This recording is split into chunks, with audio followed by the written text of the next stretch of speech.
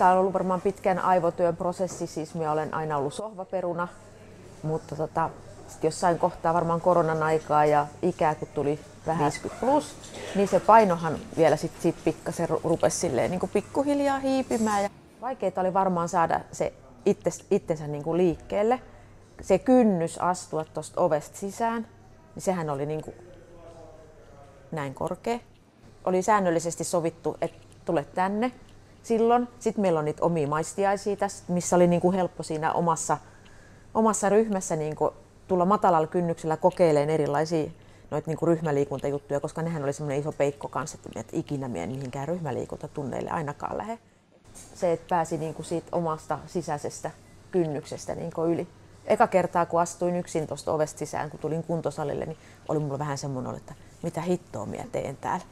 Olisi mennyt oikeassa paikassa varmasti.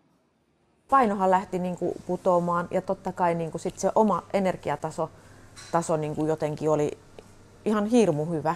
Et siinä jotenkin tehtiin niin kuin oikeita asioita. Et mulle se ainakin niin kuin sopi tosi hyvin.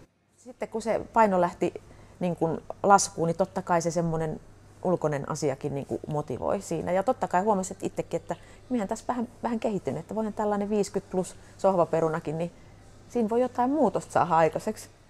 Kuka vaan siellä sohvan pohjalla epäröi hetkeäkään, niin lopettaa sen epäröinnin ja ottaa niin kuin tilanteesta kiinni ja ei muuta kuin mukavaa.